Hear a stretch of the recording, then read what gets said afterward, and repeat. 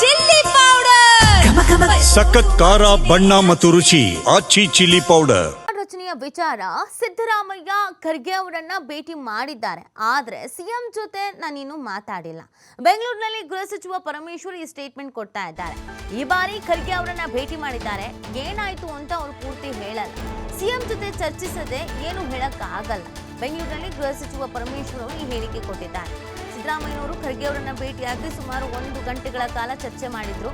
ಏನ್ ಮಾತಾಡಿದ್ದಾರೆ ಸರ್, ಯಾವ ವಿಚಾರದ ಬಗ್ಗೆ ಮಾತಾಡಿದ್ರು ಅಂತ ಕೇಳಿದ್ದಕ್ಕೆ ಅವ್ರು ಮಾತಾಡಿದ್ದಾರೆ, ಬಟ್ ನನಗೇನು ಗೊತ್ತಿಲ್ಲ, ಸಿದ್ದರಾಮಯ್ಯನವ್ರ ಜೊತೆಗೆ ನಾನು ಮಾತಾಡಿಲ್ಲ, ಏನು ಮಾತಾಡ್ದೇನೆ ಏನು ಹೇಳಕ್ಕಾಗಲ್ಲ ಅನ್ನುವಂಥ ಪ್ರತಿಕ್ರಿಯೆಯನ್ನು ಅವ್ರು ಕೊಟ್ಟಿದ್ದಾರೆ. ಹಂಗೊಂದು ವೇಳೆ ಚರ್ಚೆ ಮಾಡಿದ್ರು ಕೂಡ ಅದನ್ನು ಪೂರ್ತಿಯಾಗಿ ನಮಗೆ ಹೇಳಲ್ಲ ಅನ್ನೋದನ್ನ ಕೂಡ ಇದೇ ಸಂದರ್ಭದಲ್ಲಿ ಅವ್ರು ಹೇಳಿದರು. ನಾನು ನಿಮಗೆ ಕೇಳ್ತೀನಿ, ಏನು ಸ್ವಾಮಿ ಏನು ಮಾಡ್ಕೊಂಬಂದ್ರಿ ಅಂತ, ಅದನ್ನ ಕೇಳಿ ತಿಳ್ಕೊಂಡು ಆಮೇಲೆ ನಿಮ್ಗೆ ಹೇಳ್ತೀನಿ. ಏನು ಸಿಗದೇ ಇರೋದು ನೋಡಿದ್ರೆ ಬೇರೆ ಏನಾದರೂ ಚರ್ಚೆ ಮಾಡೋ ಪ್ರಯತ್ನದಲ್ಲಿ ಇದೆಯಾ ಸರ್ ಹೈಕಮಾಂಡ್? ಅಲ್ಲ, ನಾನು ಮುಖ್ಯಮಂತ್ರಿಗಳ ಜೊತೆ ಮಾತಾಡಿದ ಮೇಲೆ ವಿಷಯ ಗೊತ್ತಾಗುತ್ತೆ ಅಲ್ವಾ?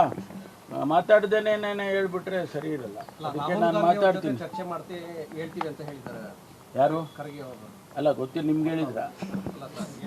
ಅಲ್ಲಪ್ಪ, ನಮಗೇನು ಗೊತ್ತಿಲ್ಲ. ನಿಮ್ಗೇನಾರು ಎಕ್ಸ್ಟ್ರಾ ನ್ಯೂಸ್ ಸಿಕ್ಕಿದ್ರೆ ಹೇಳಿ. ನಮಗೆ ಗೊತ್ತಿರೋದು ಇಷ್ಟೇ.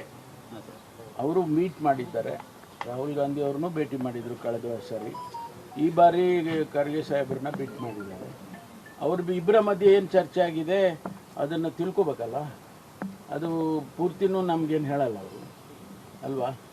ಅದರಿಂದ ತಿಳ್ಕೊಂಡು ಆಮೇಲೆ ನಿಮ್ಮ ಹತ್ರ ಶೇರ್ ಮಾಡೋಣ. ಪುನರಚನೆ ಚರ್ಚೆ ಆಗ್ತಾ ಇಲ್ಲ, ಗ್ರೀನ್ ಸಿಗ್ನಲ್ ಸಿಗ್ತಾ ಇಲ್ಲ ಅಂದರೆ ನಾಯಕತ್ವದ ಬದಲಾವಣೆಗೆ ಏನಾದರೂ ಹೈಕಮಾಂಡ್ ಮುಂದಾಗ್ತಾ ಇದೆಯಾ ಅಂತ ಸರ್? ಯಾವುದನ್ನು ನಾವು ಹೇಳೋಕ್ಕೆ ಆಗೋದಿಲ್ಲಲ್ಲ. ಈಗ ನೇರವಾಗಿ ಯಾರಾದರೂ ನಮ್ಗಳ ಜೊತೆ ಮಾತಾಡಿ ಹಿಂಗಾಗಿದೆ ರೀ, ಹಿಂಗೆ ಹೋಗಿದೆ ಅಂತ ಹೇಳಿದರೆ ಅದನ್ನು ನಿಮ್ಮ ಹತ್ರ ಹೇಳ್ಕೊಬೋದು ನಾವು. ಅದರಿಂದ ನಾವು ಅಲ್ಲಿ ಚರ್ಚೆ ಮಾಡದೆ ಹೊರತು ನಾವು ಸುಮ್ಮನೆ ಹೇಳಿದ್ರೆ ಸ್ಪೆಕ್ಯುಲೇಷನ್ ಆಗುತ್ತೆ. ಅಲ್ಲ, ನಾನಿನ್ನೂ ಮುಖ್ಯಮಂತ್ರಿಗಳ ಜೊತೆ ಮಾತಾಡಿಲ್ಲ. ನಾನು ನಿಮಗೆ ಕೇಳ್ತೀನಿ, ಏನು ಸ್ವಾಮಿ ಏನು ಮಾಡ್ಕೊಂಬಂದ್ರಿ ಅಂತ. ನಾನಲ್ಲಿ ಏನು ಮಾತಾಡಿದ್ದಾರೆ ಅನ್ನೋದ್ರ ಬಗ್ಗೆ ನನಗೆ ಗೊತ್ತಿಲ್ಲ. ನನಗೆ ಗೊತ್ತಿಲ್ಲದೇನೆ ನಾನು ಮಾತಾಡೋದು ಸರಿ ಆಗಲ್ಲ ಅನ್ನೋದನ್ನು ಗೃಹ ಸಚಿವರು ಹೇಳ್ತಾ ಇರೋದು. ಸದ್ಯ ಕಾಂಗ್ರೆಸ್ನಲ್ಲಿ ಏನು ಬೆಳವಣಿಗೆ ಆಗ್ತಾ ಇದೆ ಅನ್ನೋದು ಎಲ್ರಿಗೂ ಇರುವಂಥ ಪ್ರಶ್ನೆ, ಜೊತೆ ಕುತೂಹಲ ಕೂಡ. ಏನಾದರೂ ಅಪ್ಡೇಟ್ ಆಗುತ್ತಾ, ಏನಾಗಬಹುದು, ಏನು ಚರ್ಚೆ ಮಾಡ್ತಾ ಇದ್ದಾರೆ, ಯಾವ ವಿಚಾರದ ಬಗ್ಗೆ ಮಾತಾಡಬಹುದು, ಸಚಿವ ಸಂಪುಟ ಪುನರ್ರಚನೆ ಆಗೋದು ಹೌದಾ, ಹಾಗಿದ್ರೆ ಎಲ್ಲ ಪ್ರಶ್ನೆಗಳು ಇದ್ದೇ ಇರುತ್ತೆ ಅಲ್ಲ. ಸೊ ಅದಕ್ಕೆ ಸಂಬಂಧಪಟ್ಟಂತೆ ಅವರು ಏನು ಹೇಳ್ದೇನೆ ನಾನು ಏನೇನೋ ಹೇಳಲಿಕ್ಕಾಗಲ್ಲ ಅಂತ ಅಂದರೆ, ಈಗ ಯಾರನ್ನೂ ಗೊತ್ತಿಲ್ಲದೆ ಅಥವಾ ಗೊತ್ತಿರುವ ವಿಚಾರವನ್ನೇ ಸ್ಪಷ್ಟವಾಗಿ ಹೇಳೋದಕ್ಕೆ ತಯಾರಿಲ್ಲ. ಕಾರಣ ಅಂಥದ್ದೊಂದು ಪರಿಸ್ಥಿತಿ ಸದ್ಯ ಕಾಂಗ್ರೆಸ್ನಲ್ಲಿ ಇದೆ. ಕೆಲವರಿಗೆ ಸಚಿವ ಸಂಪುಟ ಪುನರ್ರಚನೆ ಬೇಕು, ಕೆಲವರಿಗೆ ಅವಶ್ಯಕತೆ ಇಲ್ಲ ಅನ್ನೋ ಥರದ್ದು ಕೂಡ ಇದೆ. ಸೊ ಹಾಗಾಗಿ ಸುಮ್ಮನೆ ಏನೋ ಗಾಳಿಲಿ ಗುಂಡು ಹರಿಸೋದಕ್ಕಾಗಲ್ಲ, ನಿಖರವಾದಂಥ ಡೀಟೇಲ್ಸ್ಗಳು ಬೇಕಾಗತ್ತೆ. ಅದನ್ನೇ ಇವರು ಕೂಡ ಹೇಳ್ತಾ ಇದ್ದಾರೆ ಗೃಹ ಸಚಿವರು. ನಾನೇನು ಮಾತಾಡಿಲ್ಲ ಅನ್ನೋದನ್ನು ಹೇಳ್ತಾ ಇದ್ದಾರೆ. ಈ ಬಗ್ಗೆ ಮತ್ತಷ್ಟು ಮಾಹಿತಿ ನೀಡ್ತಾರೆ ನಮ್ಮ ಪ್ರತಿನಿಧಿ ಶಿವು. ಗೃಹ ಸಚಿವರ ಪ್ರತಿಕ್ರಿಯೆ ನೋಡ್ತಾ ಇದ್ವಿ. ಸಿದ್ದರಾಮಯ್ಯನವರು ಮಾತಾಡಿದ್ದಾರೆ, ಬಟ್ ನಾನು ಅವ್ರ ಬಳಿ ಡಿಸ್ಕಸ್ ಮಾಡಿಲ್ಲ ಅಂತ. ಹಾಗಿದ್ರೆ ಏನು ಚರ್ಚೆಗಳಾಗಿದೆ, ಯಾವ ವಿಚಾರ ಪ್ರಸ್ತಾಪ ಆಗಿರಬಹುದು, ಈ ಬಗ್ಗೆ ಹೆಂಗೆ ಚರ್ಚೆ ನಡೀತಾ ಇದೆ? ಸಂಪುಟ ಪುನಾರಚನೆಗೆ ಸಂಬಂಧಪಟ್ಟಂತೆ ಈಗಾಗಲೇ ರಾಜ್ಯದಲ್ಲಿ ದೊಡ್ಡ ಮಟ್ಟದ ಸದ್ದು ಆಗ್ತಾ ಇದೆ. ಯಾವಾಗ ಮುಖ್ಯಮಂತ್ರಿಗಳು ರಾಹುಲ್ ಗಾಂಧಿ ಅವರನ್ನ ಭೇಟಿ ಮಾಡಿ ಅನುಮತಿಯನ್ನ ಪಡ್ಕೊಂಡ್ರು, ತದನಂತರ ನಿನ್ನೆ ಎಐಸಿಸಿ ಅಧ್ಯಕ್ಷ ಮಲ್ಲಿಕಾರ್ಜುನ್ ಖರ್ಗೆ ಅವರನ್ನು ಕೂಡ ಭೇಟಿ ಮಾಡಿದ ನಂತರ ಮತ್ತಷ್ಟು ರೆಕ್ಕೆ ಪುಕ್ಕಗಳು ಕೂಡ ಮೂಡ್ತಾ ಇದೆ. ಆದ್ರೆ ಎಐಸಿಸಿ ಅಧ್ಯಕ್ಷ ಮಲ್ಲಿಕಾರ್ಜುನ್ ಖರ್ಗೆ ಅವರು ಬಹಳ ಸ್ಪಷ್ಟವಾಗಿ ಸಿದ್ದರಾಮಯ್ಯನವ್ರಿಗೆ ಹೇಳಿದ್ದಾರೆ ಅನ್ನುವಂಥದ್ದು. ರಾಹುಲ್ ಗಾಂಧಿ ಅವರ ಜೊತೆ ಮತ್ತೊಮ್ಮೆ ನಾವು ಚರ್ಚೆಯನ್ನ ಮಾಡಿ ನಂತರದಲ್ಲಿ ಇದರ ಬಗ್ಗೆ ನಿರ್ಣಯವನ್ನ ತೆಗೆದುಕೊಳ್ತೇವೆ ಅನ್ನುವಂತ ಮಾತನ್ನ ಹೇಳಿರೋದ್ರಿಂದ ಸಹಜವಾಗಿ ಬೇರೆ ಬೇರೆ ಅನುಮಾನಗಳು ಕೂಡ ಈಗ ಶುರುವಾಗ್ತಾ ಇದೆ. ಕಾರಣ ರಾಹುಲ್ ಗಾಂಧಿ ಅವರ ಸೂಚನೆಯಂತೆ ಎಐಸಿಸಿ ಅಧ್ಯಕ್ಷ ಖರ್ಗೆ ಅವರು ಏನಾದ್ರೂ ಒಪ್ಪಿಗೆಯನ್ನ ಕೊಟ್ಟಿದ್ದೇ ಆದ್ರೆ ಆಗ ಸಂಪುಟ ಪುನರ್ರಚನೆ ಆಗತ್ತೆ.